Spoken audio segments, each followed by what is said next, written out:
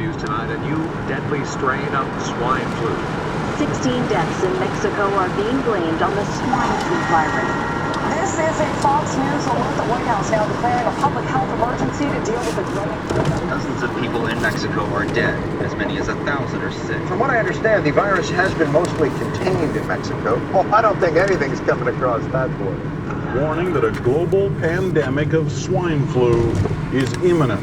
Any indications that perhaps this might have been caused by bioterrorism, this new strain of flu? There's nothing that we have seen in our work that would suggest anything but a naturally occurring event.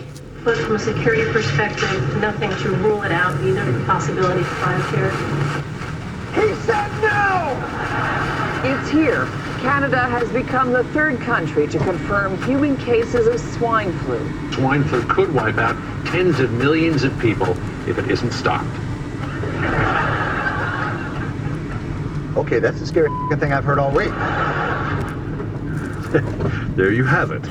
And that is just a taste of all flu all the time news coverage that we've been treated to over the past few days. The story has led virtually every radio newscast and television broadcast, and it hasn't been off the front pages of our major newspapers. Hourly, we are bombarded with new, disturbing information. In North America, some schools have been closed. China has banned the importation of pork from Mexico. Iraq doesn't have a single case of swine flu yet. Nevertheless, officials in that country have decided to kill 3 wild boars in the Baghdad Zoo, just in case.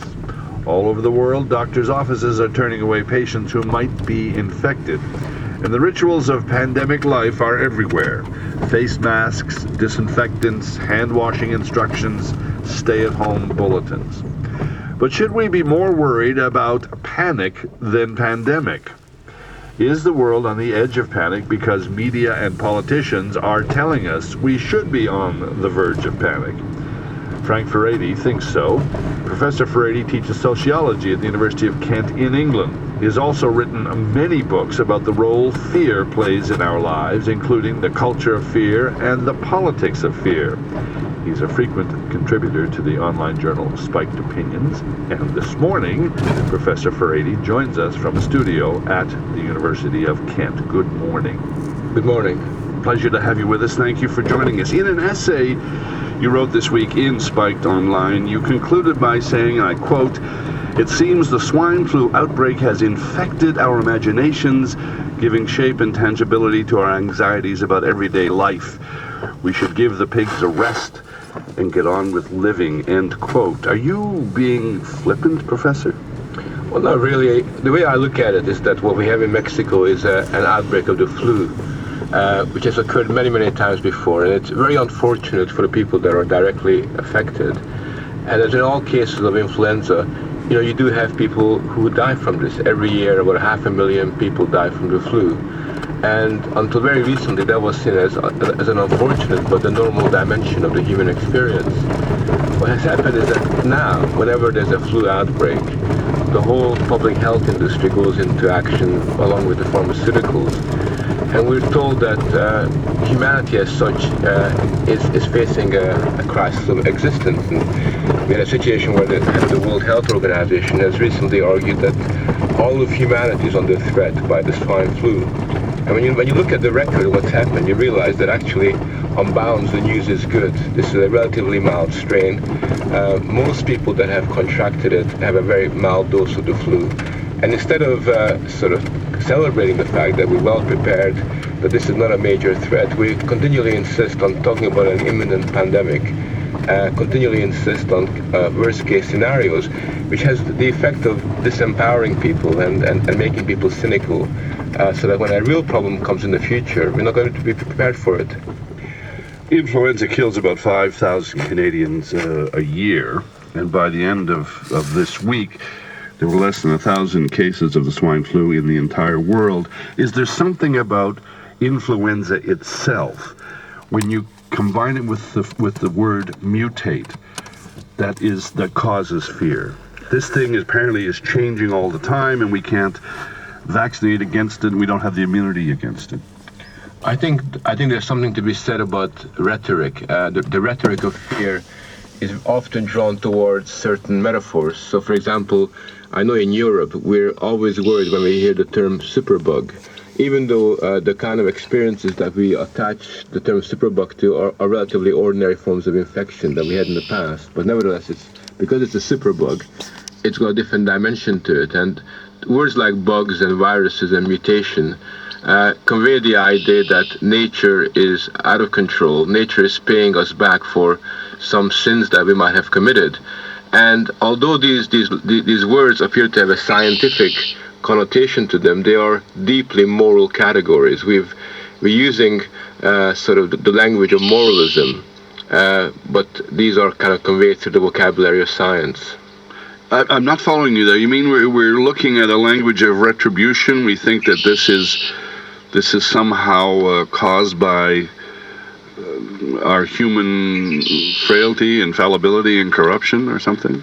That's right. I think it's interesting that from the outset, when you had the beginnings of the swine flu, a lot of people, particularly environmentalists, began to argue, well, it's not particularly surprising this is happening. Look at the terrible way in which pigs are reared in Mexico under inhumane factory-like conditions.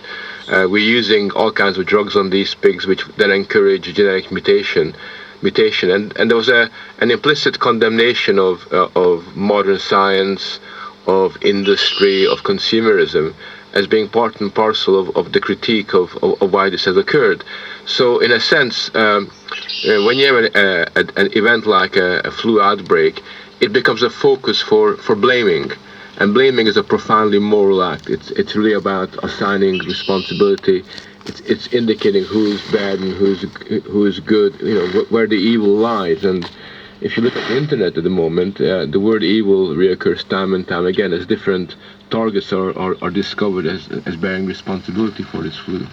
In your essay this week, you used the term, in fact, you've used it in some of the books that you've published on the spread of fear, the term fear entrepreneurs. Who are these entrepreneurs? What do they stand to gain?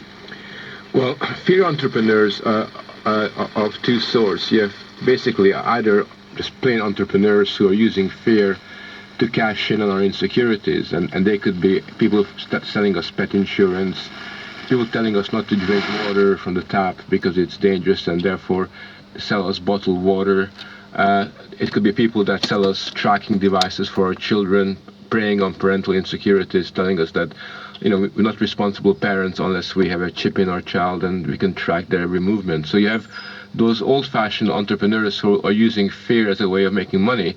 But far more important are the fear entrepreneurs who are really actually what we in sociology call moral entrepreneurs, who kind of moralize and are very much committed to the idea of using these scares as a way of regulating our lives. So, for example, recently I was involved in a debate with a public health official who actually conceded that probably the reaction to the swine flu was over the top, but said that nevertheless it was good that we were reacting this way because it showed awareness, and it will encourage people to wash their hands and put their hands in front of their mouth when they were sneezing, and to behave more responsibly. So from his perspective, it didn't really matter that the information was true or not. What was really important was that it would lead to the right kind of behavioral outcomes and moral activities. And in that sense, a lot of the fear entrepreneurs, particularly in the domain of public health, are actually moral entrepreneurs. They're in the business of moralizing and telling us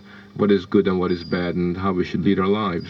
Would you fold us in the media into that category of fear entrepreneurs?